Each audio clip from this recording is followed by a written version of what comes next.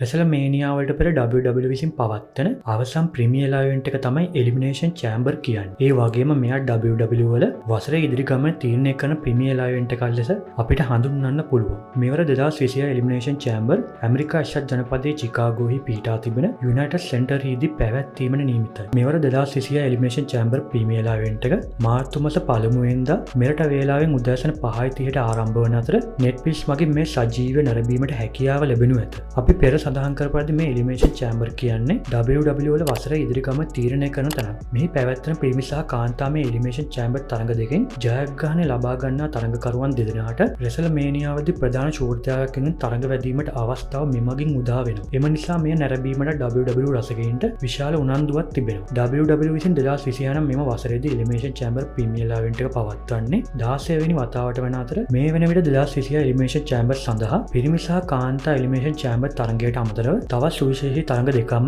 මේට නම් කර තිබෙනවා. අපි දැන් කතා කරමු මෙවර එලිමිනේෂන් චෑම්බර් සඳහා නම් වී තිබෙන තරඟ පිළිබඳව. කාන්තා ඉන්ටර්කන්ටිනෙන්ටල් ශූරතාව වෙනුවෙන් AJ Lee සහ Becky Lynch අතර තරඟයක් නම් වී තිබෙනවා. මේ වෙන විට මෙම ශූරතාවේ හිමිකාරිය වන්නේ Becky Lynch. AJ Lee සහ Becky Lynch අතර මෙම තරඟය නම් වූ ආකාරය පිළිබඳව කතා කළොත් ඔයාලට මතක ඇති AJ Lee වසර 10ක් WWE වලින් ඈත්ව සිට 2025 වසරේ සැප්තැම්බර් මාස තමයි WWE වලට නැවත පැමිණියේ. ඇයගේ පැමිණීමේ සිටම ඇය සහ Becky Lynch අතර ඇතිව තිබූ ආරවුල මත තමයි මෙම තරගෙන් මෙවර එලිමිනේෂන් චෑම්බර් සඳහා නම් කර තිබෙන්නේ. මේ දෙදෙනාගේ වෘත්තිය දිහා බැලුවොත් Becky Lynch ඉදිරියෙන් සිටිනවා. AJ Leeට නම් මෙතනදී අවාසියක් වෙනවා. ඒ අය වසර 10ක් වන විශාල කාලයක් WWE වලින් ඉවත්ව සිටීම නිසා. එම නිසා ඇයට WWE කාන්තාංශයේ බොහෝමයක් දේවල් මේ වෙනට මගේ හැරී තිබෙනවා. Becky Lynch නම් මේ වෙන විට WWE තුලින් ජයග්‍රහණ රැසක්ම හිමි කරගෙන තිබෙනවා. මෙම තරගයේ ප්‍රතිඵලය පිළිබඳව සිතුවොත් අපි පෙර මේ දෙදෙනාගේ සඳහන් කර කරුණු මත මෙම තරගයේ ජයග්‍රහණය Becky Lynchට හිමි වුණොත් හොඳයි කියලා අපි හිතනවා. මොකද AJ Lee නැවත පැමිණීමෙන් පසු ඇය WWE විසින් භාවිතා කළ ආකාරයත් සමග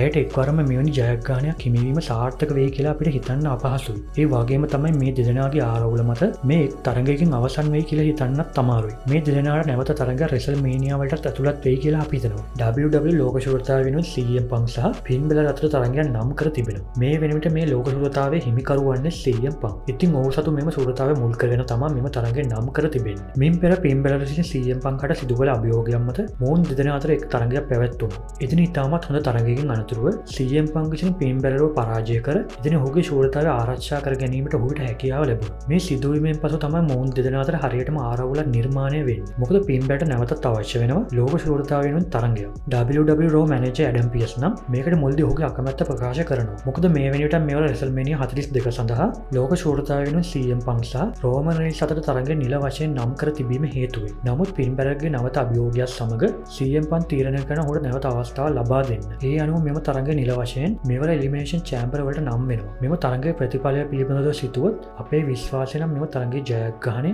CM Punk විසින්ම ලබා ගන්නා බවයි. ඒ වගේම කලකපටන් ජජ්මන්ට් ඩේ සිටින අනෙකුත් සමාජිකයින්ගෙන් Finn Balorට යම්කිසි පීඩනයක් එල්ලවන බවක් අපිට දක්නට ලැබුණා. ඉතින් ළඟදීම ජජ්මන්ට් ඩේ අනෙකුත් සමාජිකයින් විසින් Finn Balorව කණ්ඩායම ඉවත් කිරීමට හැකි බවත් අපි මෙහිදී මතක් කරනවා. අපි ඊළඟට කතා කරන්නේ Women's Elimination Chamber match. එහෙම නැත්නම් මේ කාන්තා එලිමිනේෂන් චෑම්බර් තරගය. මේ වෙනට මෙම තරගයට ආස්කා, ඇලෙක්සා බ්ලෙස්, රකෙල් රොඩ්රිගස්, රියා රෙප්ලි, කියානා ජේම්ස් සහ ටිෆනි ස්ටැටන් යන මේ අය සුදුසුකම් ලබාගෙන තිබෙනවා. මෙහිදී කියානා ජේම්ස් ඇගේ WWE වෘත්තිය තුළ සහභාගී වන පළමු එලිමිනේෂන් චෑම්බර් තරගය මේ වන අතර අනෙකුත් තරගකාරියන් කිහිප දෙනා නම් මින් පෙර මෙම චෑම්බර් තරග සඳහා සහභාගී වී තිබෙනවා. ඒ වගේම මෙම තරගයේ සිටින කියානා ජේම්ස් සහ රකෙල් රොඩ්රිගස් සර අනෙකුත් තරගකාරියන් කිහිප දෙනාම මින් පෙර ඔවුන්ගේ WWE වෘත්තිය තුළ ප්‍රධාන කාන්තා ශූරතාවයක් දිනාගෙන තිබෙනවා. මෙම තරගයේ ප්‍රතිඵලය පිළිබඳව සිතුවොත් කියානා ජේම්ස්ට නම් මෙවැනි තරගයක ජයග්‍රහණය දැන්මම අවශ්‍ය නැහැ කියලා අපි හිතනවා. මොකද ඇයට ඉන් පෙර ලබාගත යුතු දේවල් WWE තුළ තිබෙන බව අපි විශ්වාස කරනවා. රියා රෙප්ලි ගැන කතා කරොත් ඇය මින් පෙර කාන්තා ශූරතාවය ඇතුළු WWE තුළ ජයග්‍රහණ රැසක්ම හිමි කරගෙන තිබෙනවා. ඒ වගේම මේ වෙන විට කාන්තා ටැග් ටීම් ශූරතාවයක් ඇය සතුව තිබෙනවා. එම නිසා අපි විශ්වාස කරන්නේ ඇය සහ ඊයෝ ස්කයි WrestleManiaවේදී ටැග් ටීම් තරගයට සහභාගී වෙයි කියලා. එම නිසා මෙම එලිමිනේෂන් චෑම්බර් තරගයේ ජයග්‍රහණය ඇයට අවශ්‍ය නැහැ කියලා අපි හිතනවා. ආස්කා පිළිබඳව කතා කරොත් ඇයත් ඇයගේ WWE වෘත්තිය තුළ මේ වන විට ජයග්‍රහණ රැසක්ම හිමි කරගෙන තිබෙනවා. එම නිසා මේ තරගයේ ජයග්‍රහණය වෙනත් අයෙකුට ලැබෙන්න ඕන කියලා අපි හිතනවා. රැකෙල් රොඩ්රිගස් ගැන කතා කරොත් දැන් මින් පෙර NXT ශූරතාවය සහ WWE කාන්තා ටැග් ටීම් ශූරතාවය ජයග්‍රහණය කර තිබෙනවා. නමුත් එයට තවම ප්‍රධාන ශූරතාවයක් ජයග්‍රහණය කිරීමට අවස්ථාවක් හිමි වී නොමැති අතර ඇය මෙවර එලිමිනේෂන් චැම්පියන් තරගයේ ජයග්‍රහණයට යම් තාක් දුරට සුදුසුයි කියලා අපි හිතනවා. මෙම අවස්ථාවට අනුව මෙවර එලිමිනේෂන් චැම්පියන් තරගයේ ජයග්‍රහණය ලබා ගැනීමට වඩා සුදුසුයි කියලා අපි ඇලෙක්සා බ්ලෙස් සහ ටිෆිනි ස්ටැරන් ගැන හිතනවා. මොකද ඇලෙක්සා ගැන කතා කරොත් ඇයට වසර ගණනාවකින් ප්‍රධාන ශූරතාවය ජයග්‍රහණය කිරීමට අවස්ථා නොලැබීම සහ ඇය වසර ගණනාවකින් රෙසල්මේනියා වලදී තරගයක් සඳහා සහභාගී වීමටවත් ඇයට අවස්ථාවක් නොලැබී තිබෙනවා. ඉතින් එයට ඇයගේ පළමු දරුවා ලැබීමත් සමග ඇයට හිමි වූ නිවාඩු කාලයක් ඇතුළත් වෙනවා. නමුත් 2025 වසරේදී ඇය නැවත WWE වලට පැමිණියත් ඇයට එම වසරේදී රෙසල්මේනියා වලට පෙනී සිටීමටවත් අවස්ථාවක් හිමි වුණේ නැහැ. ඉතින් ඇයට නැවත ප්‍රධාන ශූරතාවක් හිමි විය යුතුයි කියලා අපි හිතනවා. ටිෆිනි ස්ටැරන් ගැන කතා කළොත් ඇය වර්තමානයේ WWE පිටියේ සිටින දක්ෂ තරගකාරියක්. ඇය මින් පෙර කාන්තා ශූරතාව එක් වතාවක් පාලනය කළත් අවාසනාවකට මෙන් ඇයගේ තිබූ ආබාධයත් සමග ඇයගේ එම තිබූ පාලනය අපි බලාපොරොත්තු වුණාටත් වඩා ඉක්මනින් අවසන් වුණා. ඉතින් එම ආබාධයෙන් පසු ඇය මේ වෙනට නැවත පැමිණ තිබෙනවා. ඉතින් අපේ අදහස නම් ඇයට නැවත ප්‍රධාන ශූරතාවක් හිමි යුතු බවත් ඒ සැලකිය යුතු කාලයක පාලනයක් විය යුතු බවයි. ඉතින් මේ කරුණු සමග අපේ අදහස නම් බොහෝ දුරට ටිෆිනි ස්ටැරන් මෙම තරගයේ ජයග්‍රහණය ලබා ගැනීම සමත් වෙයි. අවසාන වශයෙන් අපි කතා කරන්නේ මේන්ස් එලිමිනේෂන් චැම්බර් මැච්. එහෙම නැත්නම් මේ පිරිමි පාර්ශ්වය සඳහා නම් වී තිබෙන තරගය. මේ වෙනට මෙම තරගයට කෝඩි රෝස්, ජේ උසෝ, ජෙවොන් එවන්ස්, LA නයිට්, රැන්ඩි ඕටන් සහ ට්‍රික් විලියම්ස් යන මේ අය සුදුසුකම් ලබාගෙන තිබෙනවා. මේදී ජෙවොන් එවන්ස් සහ ට්‍රික් විලියම්ස් ඔවුන්ගේ WWE වෘත්තියේ පළමු එලිමිනේෂන් චැම්බර් තරගයට සහභාගී වීමට නියමිත අතර අනෙකුත් තරගකරුවන් නම් මින් පෙර එලිමිනේෂන් චැම්බර් තරගවලින්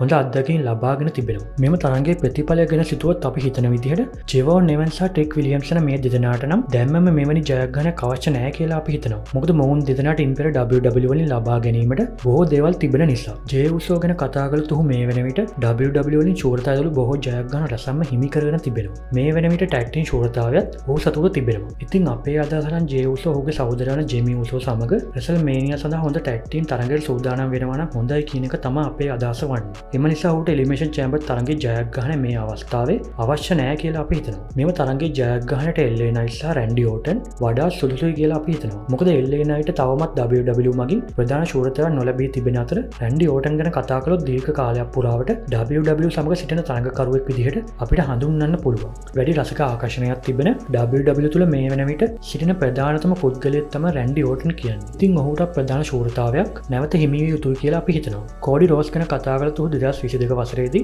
WWE වලට නැවත පැමිණීමෙන් පසු මේ වෙනට වඩාත් වටිනා ජයග්‍රහණයන් කිහිපයක්ම හිමි කරගෙන තිබෙනවා. නමුත් ඔහුට තවම එලිමිනේෂන් චැම්බර් තරගයක ජයග්‍රහණයක් නම් ලැබී නැහැ. ඒ වගේම මේ වෙන විට ඔහු සහ ඩ්‍රෝ මැකන්ටයර් අතර ආරවුල නිර්මාණය වී තිබෙනවා. එම නිසා ඒ විසඳා ගැනීමට ඔහුට මෙම තරගයේ ජයග්‍රහණය අවශ්‍ය වෙනවා. ඉතින් මේ සඳහන් කළ කරුණු මත මෙම තරගයේ ජයග්‍රහණය ලබා ගැනීමට මේ අවස්ථාවට අනුව වඩා සුදුසු පුද්ගලයා ලෙස අපි දකින්නේ රැන්ඩි ඕටන්. ඉතින් එයින් කියවෙන්නේ කෝඩි රෝස් මේ ජයග්‍රහණය සුදුසු නැහැ කියන දේ නම් නෙමෙයි. අපි අදහස් කරන රැන්ඩිට බොහෝ කාලයකින් එවැනි අවස්ථාවක් ලැබී නොමැති වීම නිසායි. නමුත් බොහෝ දුරට මෙම තරගයේ ජයග්‍රහණය ලබා ගැනීමට කෝඩි රෝස් සමත් වෙයි. ඉතින් අද වීඩියෝ එකෙන් අපි කතා කළේ මේවර 2020 එලිමිනේෂන් චැම්බර් පිළිබඳවයි. මෙහිදී අපි දකින අපිට හිතන විදිහට අපේ අදහස් අපි ඉදිරිපත් කළා. ඉතින් මේ දේවල් වෙන්නත් පුළුවන් නොවෙන්නත් පුළුවන්. WWE වල පෙර සැලසුම් වෙනස් වන්නට වත් පුළුවන්. මේ වගේම ඔයාලා හැමෝටම හිතන දේවල් ඇති. ඉතින් ඒ අදහසුත් ඔයාලා හැමෝටම ඉදිරිපත් කරන දෙන්න අවස්ථාවක් තිබෙනවා. ඒ වගේම WWE විසින් මෙවර පවත්වන 2020 එලිමිනේෂන් චැම්බර් අති සාර්ථක වෙන්න කියලා අපි ප්‍රාර්ථනා කරනවා. එම මතක් කිරීමත් සමග අද වීඩියෝ අවසන් වෙනවා. මේ වීඩියෝ ඔයාලට හොඳයි කියලා හිතනවා නම් වීඩියෝට ලයික් කරන්න. වීඩියෝ සම්බන්ධ ඔයාලගේ අදහසුත් තිබෙනවා නම් ඒවත් කමෙන්ට් කරන්න. තවත් කෙනෙකුට බලන්න වීඩියෝ ෂෙයා කරන්න. ඒ වගේම මෙවැනිම වීඩියෝ තව තවත් බලන්න වීඩියෝ සබ්ස්ක්‍රයිබ් කරලා තියාගන්න අමතක කරන්න එපා. වීඩියෝ නරඹුව ඔබ සැමට ගොඩාක් ස්තුතියි. හැමෝටම සුබ දවසක්.